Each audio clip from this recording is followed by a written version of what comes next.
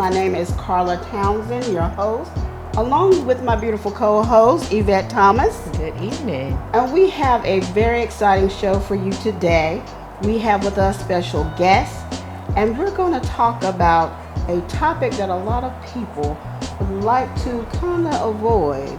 But we are going to speak today on the stigma of interracial relationships in our society. But before we begin, we want you to like, share, and subscribe on all our pages. We want you to go to Facebook, and you can go to @BreakingChains, the number 3. For our Instagram page, we want you to go to @BreakingChains, the number 9. And then on YouTube, we want you to go @Soul Tie Saturdays. So thank you for joining us today. And we also have here with us our special guest. We have with us William Forte. Welcome. We have with us Dominique Howard. You already know. And his lovely wife, Yanyeli Howard. Welcome. That's all right. Did I say that wrong? You said that very wrong, but it's all right. Can I just do Yanni? Yanni is fine. Yeah, okay, thank you. So, anyway, we're going to get started, but we want to actually have our guests, even though I've given your names, to tell a little bit about yourself. So my name is Jenny Lee Howard. I am about to be 27. I am from the Dominican Republic, born and raised, and I came to the United States at young.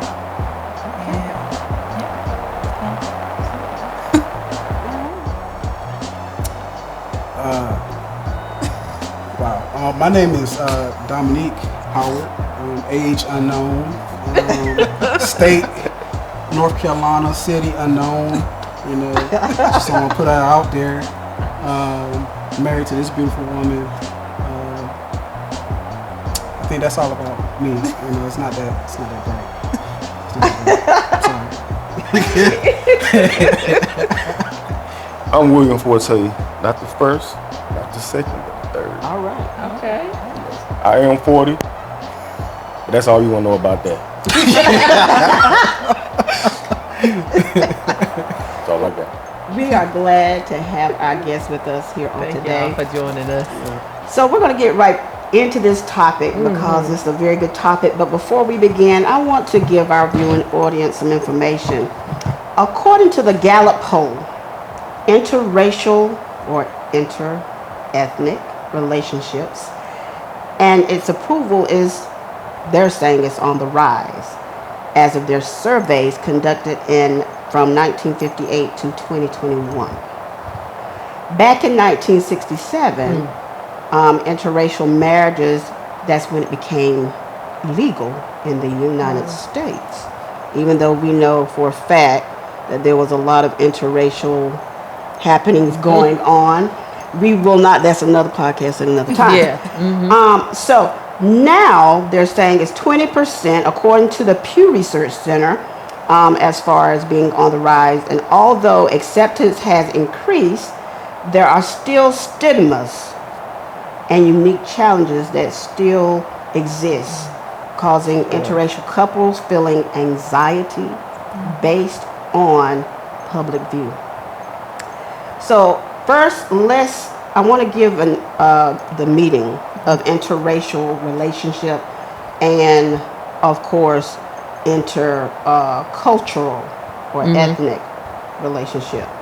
As far as the difference with interracial, it means between different races, like white, black, or whatever. With culture, it could be different culture as far as African, Chinese, or whatever. But we also know that they both are connected because even with black and white, African American or Caucasian, there's still a cultural difference.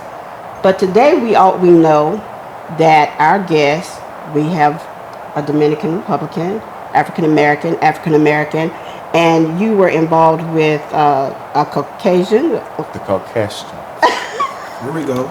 Okay, the Caucasian. So we're going to talk about a little bit some of these challenges that you face. So getting back to the question at hand. I'm going to ask the first question.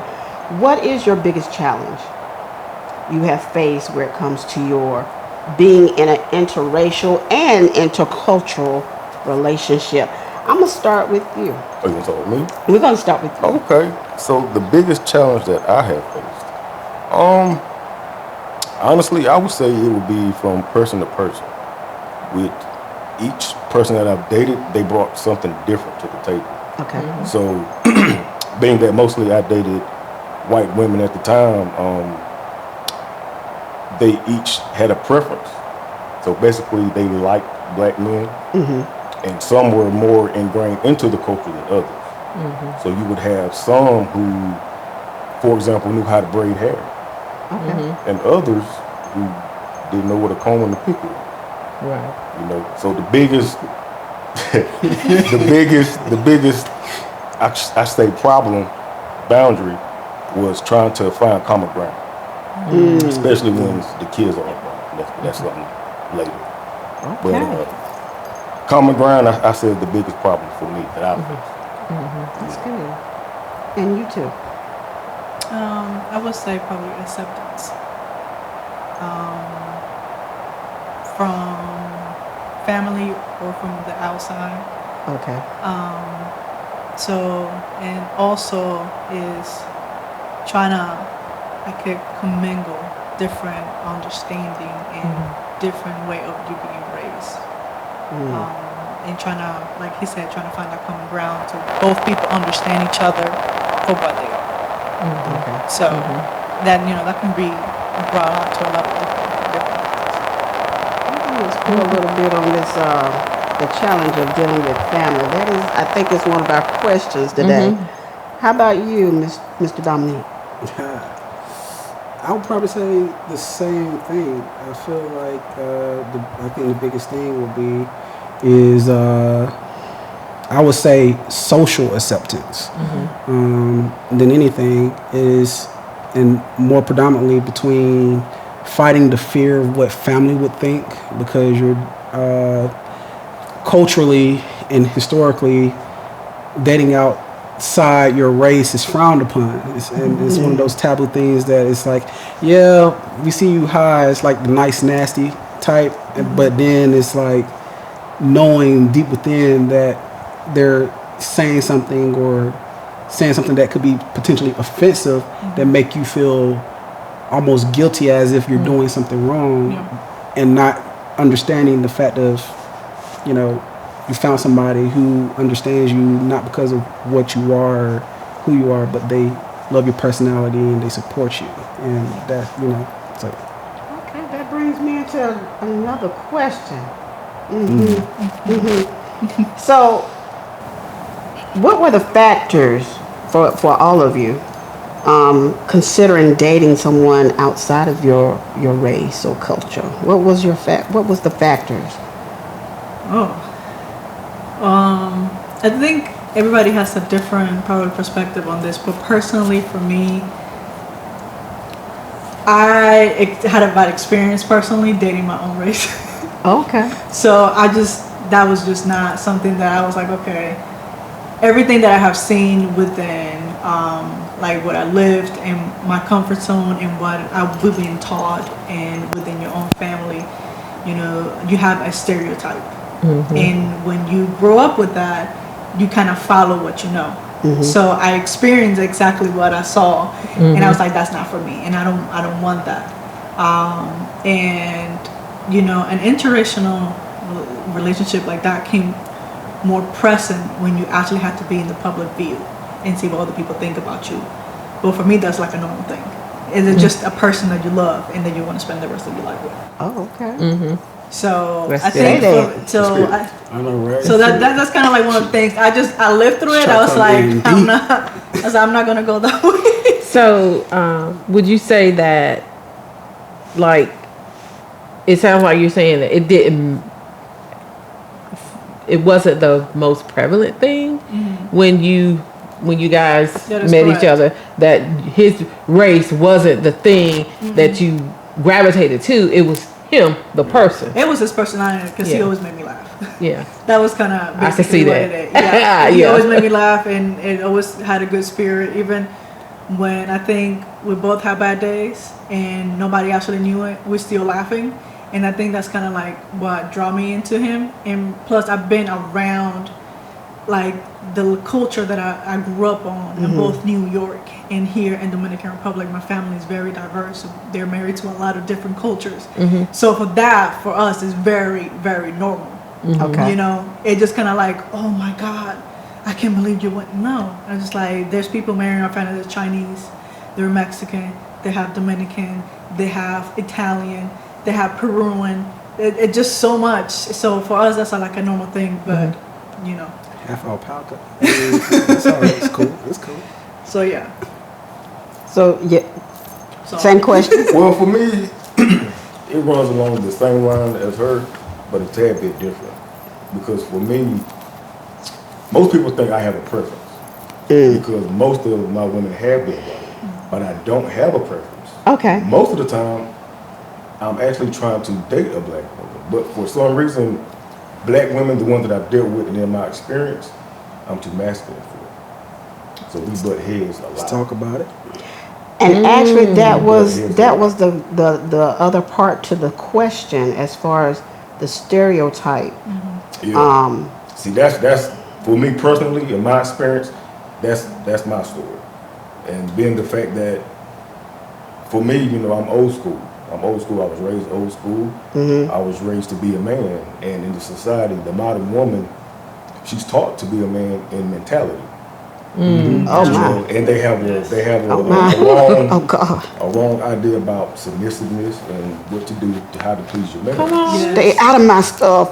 Yeah. So for me, this goes into the I'm gonna interracial lean part in. because unfortunately, when it comes to white women, they're easier to be submissive with. You know, you don't have to. If I'm out here at a job battling the world, I don't want to come home and have to battle my woman. Wow. I don't want to have to argue. Say I that. don't do a lot of that. Say that. It's true. Say that. And you know, sometimes it's easier, in my experience, and what I've heard too as well, it's easier with a different woman. But now don't get it twisted because they crazy too. Exactly. Crazy too. You know, I'm single for They a got reason. their own kind of You know, crazy. yeah, but it's just different. Different kind of It's crazy. just, it's just different. All right. Interesting. All That's right. good. You have any questions? That's Even good. Lord have mercy. One of the questions I had, and you can answer it in which order you want. Have you ever encountered any negative responses to your relationships in the general public when you're out together, just hanging Of out or course. whatever? Yes. Oh, And so absolutely. how do you navigate that? How do you respond? It's no response needed at the end of the day because, you know, I know who I'm with and I am secure who I'm with. I'm also secure in myself. So it's just like I don't really care about what other people say or think about me. I don't give them the consideration. You know, if you're not somebody that has invested or supported me, or if you, why would I give you the most consideration of Right. of who I am? That's good. We've been in an airport situation. There was this one situation where we was in the airport, and this Hispanic dude, this guy, he thought that I didn't know or understood Spanish because I was silent, and he was talking. He was saying, "Why was she with a guy like me the entire time I was speaking Spanish?" I was looking right there at him, laughing at him because he thought I didn't understand. I understood everything that he said. And just to show, you know, I just, you know, brought her close and gave her a kiss and walked on. Like, you don't have her. Like, she's mine. If you really want to say, my thing is, if you're that brave to speak in silent, you should be that brave to also talk to my face in public. Yeah. That's good. That's good. So, Yeah. That's That's my experience as well. Only I'm a little bit different because I'm a little bit more raw. there we go, cuz. So, being who I am, if I see, you know, people looking, I'm gonna give you something to look for. There we go. That's me. That's where I was If going to you- go If I'm with. at a restaurant minding my business with my lady, Yep. and we eating our food, which is something you should be doing anyway. And you see us, you know, she grabbed my hand or I grab her hand, and you looking, well then guess what? I'm gonna get up and I'm gonna go kiss her. Yeah. There we go. You know what I'm saying? I'm gonna give you something to talk about. That's just me. Yeah. Mind your business.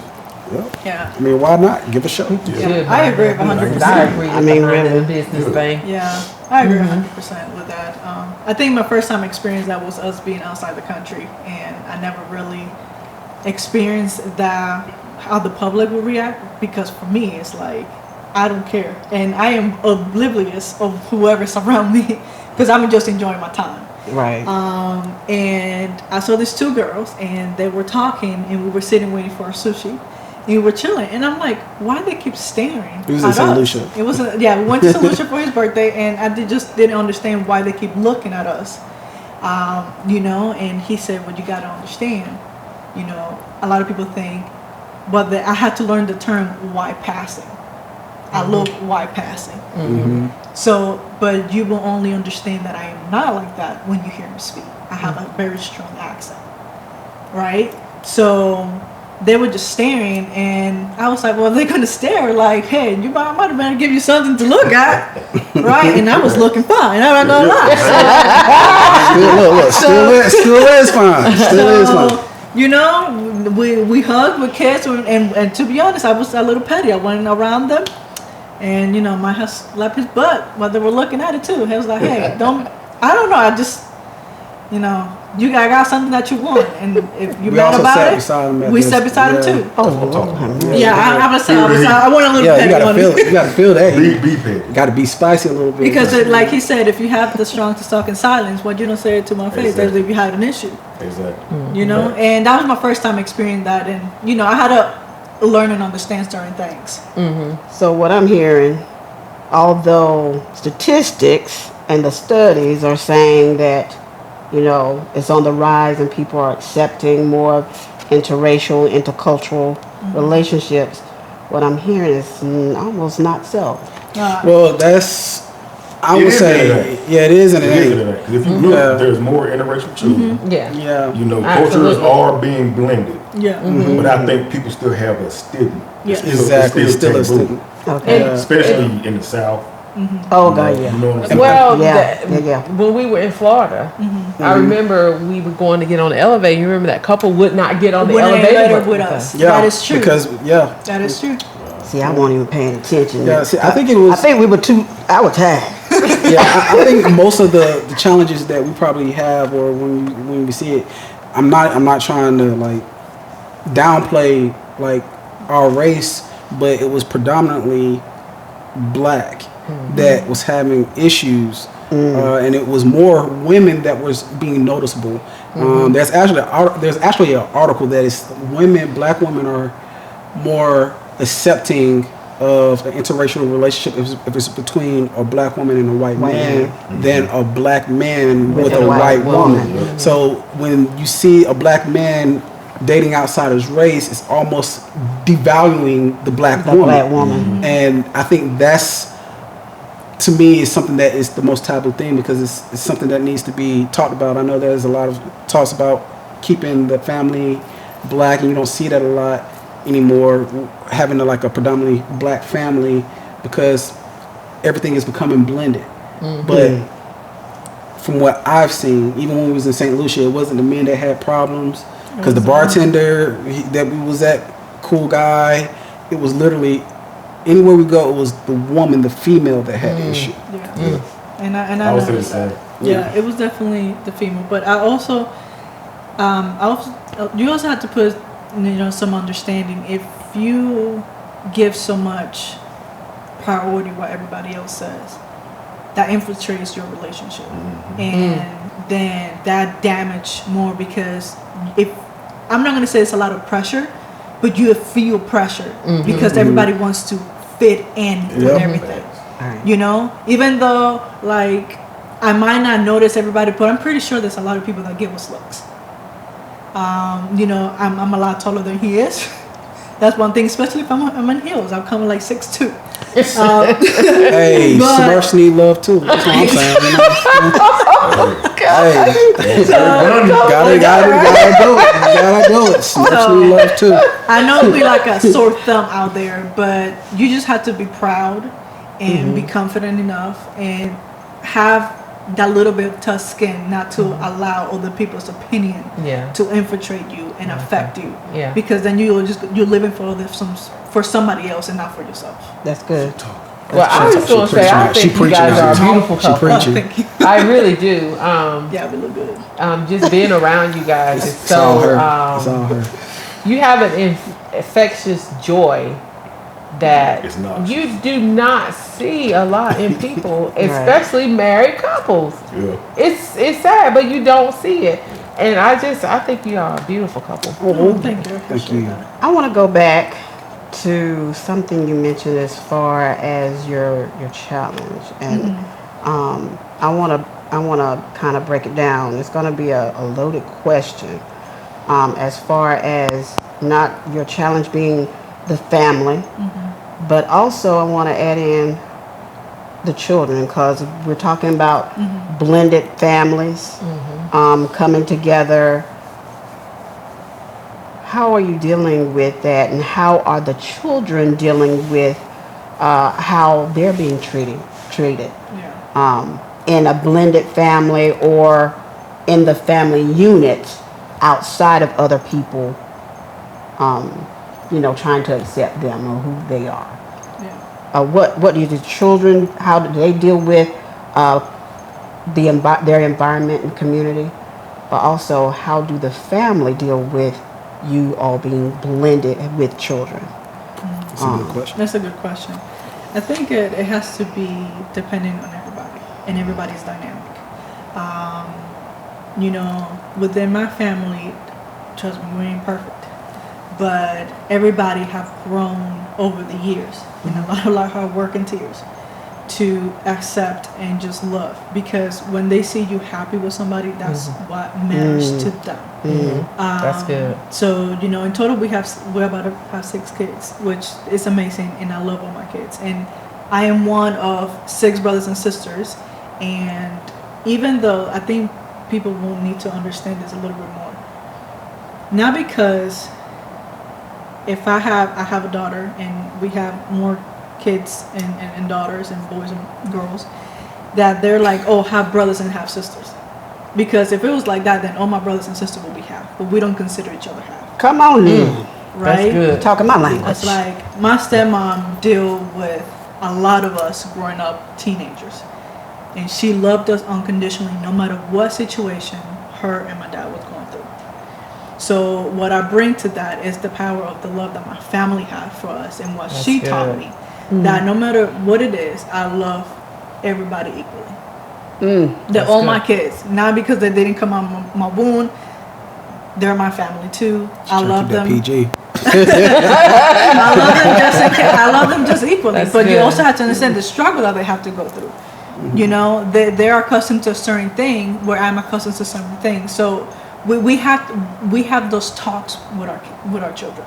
We have to have those. We have to have those talks. I'm not gonna tell you they have not been easy.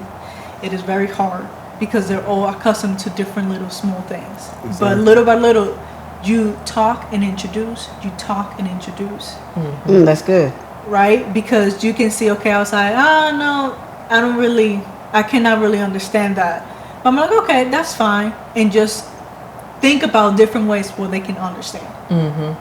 Because the young ones, they're la la land. I just feel like that.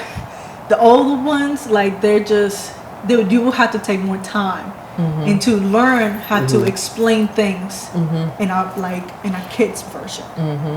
Right? But everybody consider everybody family, and that's the really important. When you start dividing and you start putting things in places and like, oh no, this is here or she's here, that's when things start getting messy.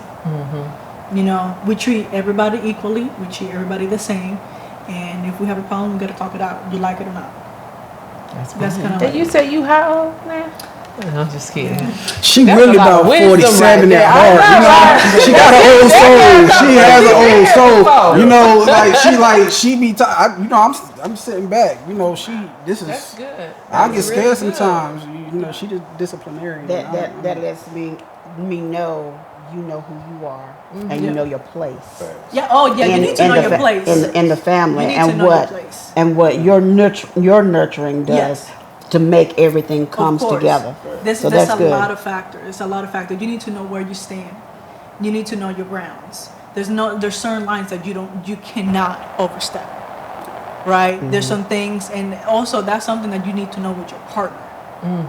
That you guys need to be clear where That's we're right. at. Come on now. That's good. That is essential. You're going to That make is us take up an essential. offering. So it sounds like to me like roles are important. Very. Yeah. It's very And that's something Yes. that we're How you getting away act. from in Yeah. society. It is Come very on now. They're important. saying that everything Yeah. is togetherness and equal this, and everything could be equal, but everything can have a role. Yeah. Everything Thank has a- you. That's I'm so a daddy good. for a reason. I'm going to throw the Come cards on. at you. You a mama for a reason. You Yes, can't sir. be daddy. You can't. Yeah. You Yes, can't sir. teach my son how to be a man. I can't teach the female how to be a woman. Exactly. And also how you talk to them. In fact, Yeah. Yep. Because that's my issue is with my son being that he's mixed as well. Is that it's hard trying to be with number one when it comes to being a man. If there's any type of division, your rights are gone exactly. from jump. Exactly. The state, That is so true. the state doesn't give The two man farts about you anything. if you a dude. Legal. Whether you're a good guy, a bad guy, They don't care. it doesn't matter. It does not. It's that time of night that The favoritism will always Facts. be towards the woman, even if you are a good guy, you do everything you need to do. This is crazy. The courts just automatically by default say you would literally have to prove the woman either incompetent or mentally unstable to be able to care for the child for you to even be considered to have full custody of your child. It's crazy. It is really crazy. And each child, they need both parents, Yeah. and they need to Right. see something healthy, no matter what the situation is. Sometimes you have to be grown enough to understand that there's certain things you need to eat because of your kids. Right. Just you know. Now I'm not saying put up with anything. That's good. I'm not saying put up with anything. I'm just saying You have to you have to be mature. you need to be mature have enough to be mature. because you need both parents. If they're not present there, just try to be present and cordial. Yeah. Period. Yeah. And Because that kid, I will tell you, will remember every single thing. And when that kid gets older and tries to understand, trust me, there's gonna be questions that for you to answer that, you will have to go to your knees. Yeah. And you need to be ready for that. And just because the Absolutely. family is considered blended, it doesn't just because the family is considered blended doesn't mean that when the kids go to the other parent's house that house is blended. So you got to realize that they're facing two different dynamics. Like my son now, our son, our son is he's comparing now different households. He's comparing different styles. He comes to both of us and is like, well, I don't do this there, and we have to coach him a little bit and say, hey, though I know that you may not do this at one house, this is what we do at our house. Like prime example, in the mornings if we're having breakfast, he came downstairs. He's like, there's music playing? Y'all doing it? And like there's food going, there's music. When we wake up in the morning, we cooking before you even up. We're cooking food for you. But there's dancing, there's music, and he's like, well, I don't do that at the other house or whatever the case may be. Come on. But it's but if you go culturally, it's that's what they do. Like when I was in Puerto Rico, like at the end of work day, let me tell you something. It was party. It was party, and they shut down early. Like I ain't talking about 6 o'clock. No, it's still daylight. It's 4:30. Hey, my man, you going to the bar? Yeah, okay. We all at that bar today. Like literally, you just go for what you know. But I like the dynamic of it, and even with the food varieties because we're being Southern, we eat Southern food. Right. But then being married to a Dominican, it's cultural. It's more Caribbean food, and it's different. So it's a different feel to it. It's not like her first time. She didn't have collard greens and had collard green for the first time. She's like, oh my God, this is like so different. So it's just like one discovery is good. It's great because you get to see different perceptions, and the kids get to try it. They're first like, oh, this is too spicy, but now they request, oh, can I have this? Can I have that? And and they love it. But the thing is I want to make sure that even in the blended family, make sure that not only you respecting our household, but also making sure you can still be able to have the appreciation for the other household. because we still have to make sure that that household is also respected, but also understanding that our rules will be enforced in this house, and whatever we do culturally in this house will not impede or infringe on the other parents' way of doing things as well. It needs to mesh together somehow. It needs to be a conversation. Yeah, it has to be a Really. conversation. It needs to be a conversation, hopefully between the households. Yeah. With the kid involved, so they understand this is acceptable here, this is acceptable there. Yep. Because it seems like to me also too that it can fracture a child. It can definitely. Because I got to act this way at daddy house, and then when I go to mama house, I got to act like this. So now you have a fractured mentality. And these days, kids are built different. They are very sensitive. Yeah. Very sensitive. That's true. And so you got kids now seeing therapists, and they 8, 9, 10 years old. You saying it? You know what I'm saying saying? it, sir. We just went outside and beat each other up, and we were good. that's love. So we were good. So you have to. That's right. It's a fine line you have to walk in a culturally different household, and then also if y'all are just two different people. Because being black, our culture is different from being white or Dominican. You know, some things in my culture might be offensive just because, especially in America, because of how we are to that culture, and vice versa. Yes. And so, like me, I say the word nigga a lot. You know what I'm saying? Hey. So if I'm dating a white woman and her family isn't used to that, and she's not used to that, which I've ran into, it becomes a problem. And I'm like, well, that's just something I say. I don't mean it. Me personally, I don't say it. To me, everything's a nigga. You know what I'm saying? A little dog is a nigga. Like, get that little nigga out of here. Your baby might be little nigga. You know what I'm saying? That's just how I use the word. And so because that's how I use it, and people around me know how I use it, if I just met you, you don't know that. So now it's a problem. And so I have to kind of, like you said, be mature and be like, okay, this is something they haven't been exposed to. Right. You know what I'm saying? And make sure You get little man ain't going around calling everybody niggas. And that, you know what I'm saying? It's a fine line. Even if it's a fact. It's a fine line. And I've had to watch myself. Yeah. You know, just because of how I am with certain things. Yeah. Especially if the woman I'm dating has a kid. Yeah. You know, she's bringing the kid into the relationship as well. Because my son's used to it. He's around it. He knows what he needs to do. You know what I'm saying? But if she has her own kid, and you know, and especially if that kid isn't mixed, it's a whole nother escalation and problem. When Paw and them, you know what I'm saying? Yeah. So now it's a fine line in conversations, communications. And then you got to learn how to just dispel certain cultural things that are toxic, because there's a lot of things that we do that we have acquired generationally that is toxic for relationships that go into our children. And we need to be aware of how we can and be aware to see it, observe it, and be able to remove it, so they can be able to grow up and have healthy communications and know how to be able to do those things. Briefly in that question, let's talk about the family dynamic as far as the mother-in-laws, the father-in-laws, in-laws. How did and the brothers, sisters, whatever, how did they gel with your relationships? Was it a challenge? Or Most of mine were accepting.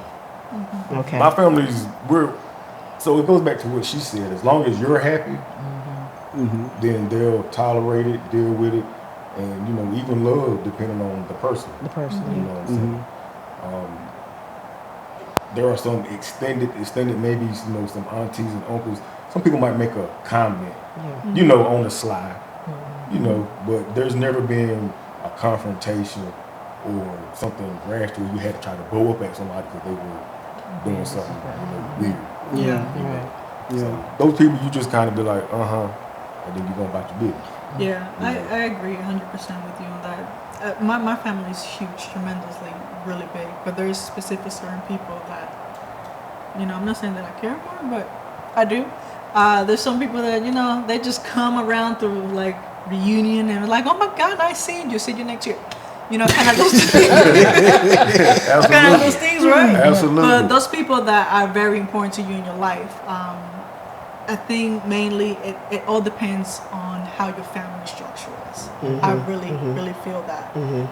Everybody, if you're distant, if you're not close, if you're very like confrontational, it really depends on the dynamic of how your family reacts out. I have a huge family, and I have specific people that I want him to meet because they're important in my life through my course of all the years. So if you're not around also to see how your family grows, you might probably can misunderstand certain things and might be afraid of like, oh, are you really gonna like him? What are they gonna say?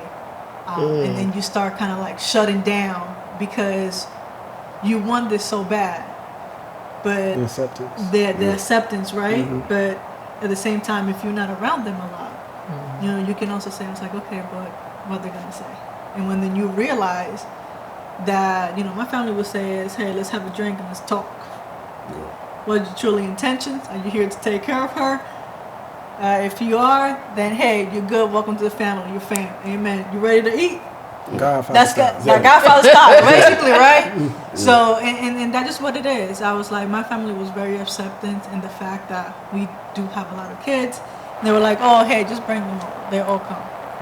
You don't start separating them. So, I think I was afraid personally, but when I saw the dynamic of how they have grown into society, I'm just gonna say society, it shocked me, and I was like, okay, well, that it feels good when somebody loves the person that you're with, and they're supported, and they can joke, and they can do all that. Like you said, you're gonna have those aunties that you never see that only come to family reunion. They're gonna say some like slick stuff on the side.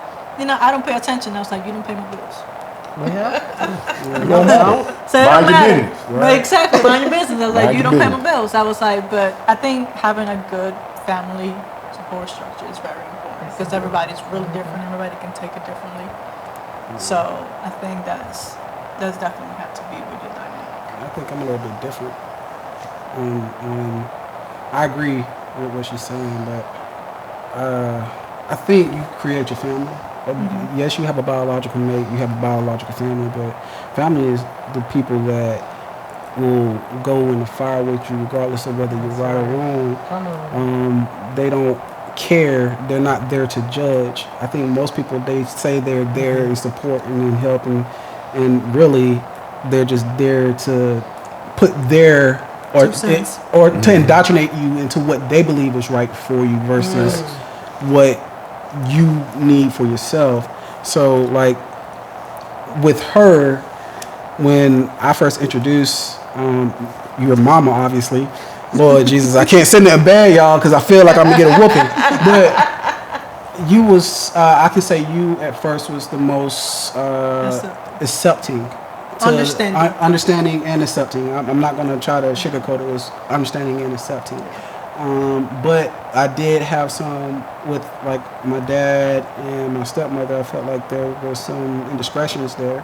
And only because of the lack of communication in the situation, that I felt like I felt like with my ex, they were more acceptable than my wife.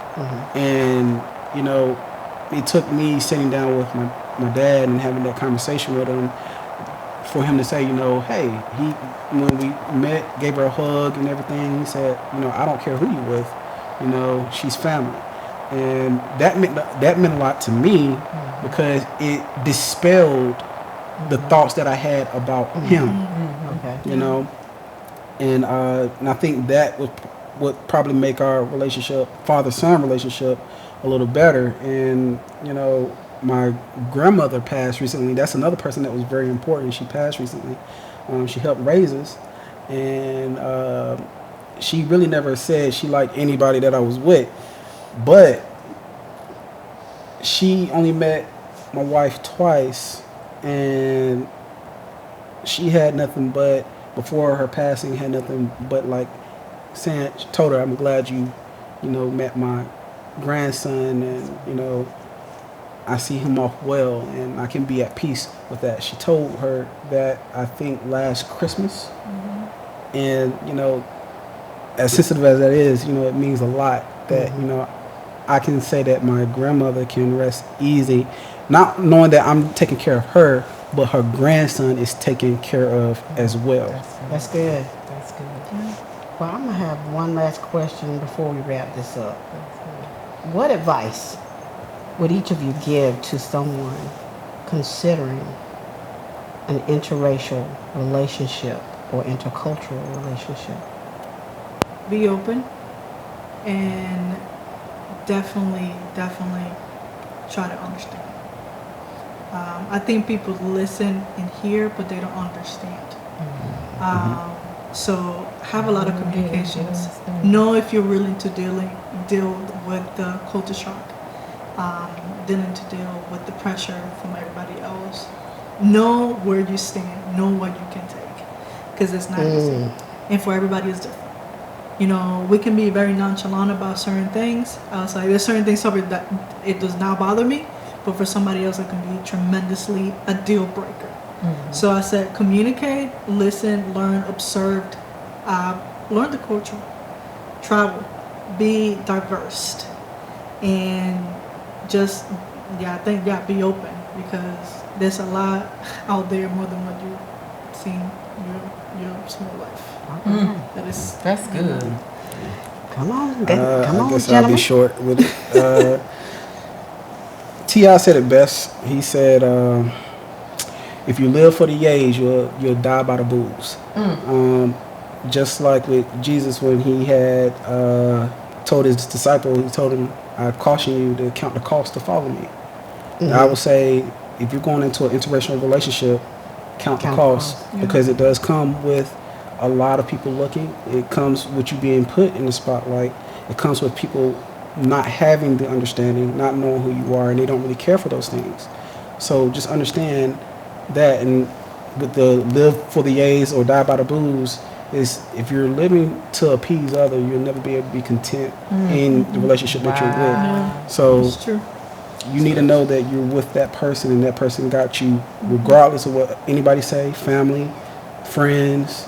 Know who you're with and be secure in who you're with, because that's the only way you're going to have a successful relationship, is having that commitment, that understanding, and also that communication. So yeah, that's my 2 cents. Okay. Your 2 cents. I'm gonna say everything they say, and I'm gonna add 2 things. I'm gonna say patience Yes. with everybody and each other. Yeah. That's good.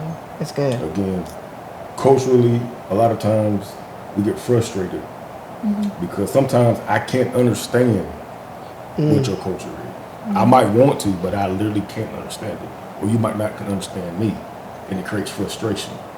So patience, give each other grace Oh, I love That's that. good. with each other. Yeah. And then I'm gonna go biblically, as Cuz did. Go ahead, Cuz. One thing that I see in society as a whole, period, is people aren't equally yoked anymore. You somebody passed the button. Get with somebody who has the same morals, want to be in the That's same good. place as you, That is so have the good. same values as you, that you want to instill in your child. Exactly. Be equally yoked. That's gonna solve half of everybody's problem. Black, That's white, it, Chinese, Yep. Yes, sir. South American, whatever you are. Be equally yoked. Be equally yoked. Say that again, Pastor. Be equally yoked. Amen, bro. Amen. Look at my face. We about to pass up an offering. If you want to give a love offering. really? You guys have been phenomenal. I mean, for real. Yes. I appreciate being invited. Yeah, Thank you definitely. It's an so honor. much. Thank you. For coming. I mean, this. This is good. I think this is going to help some people for real. Yes. The wisdom that you guys have shared today is just been phenomenal. And being Really. open about your relationships and your children. I mean, that is good, because a lot of people, that, like I said, shun back from this topic, and they just deal with it. But when they see that other people are going through what they go through, they can be more open and communicate. I love this right here. Y'all gonna make me take off my shoe. I mean, it is your Okay. house. It's your house. You can do what you want. You know. Ooh, my audience know me, so they know I'm crazy. But one thing I would like to leave our viewing audience, love is a choice. Yes. And love is also colorblind. So what we want you to do is be intentional, be present, but love hard. That's it. This is Soul Tie Saturday. We'd like to thank our guests. We love you. We're breaking chains to restore lives. Still alive.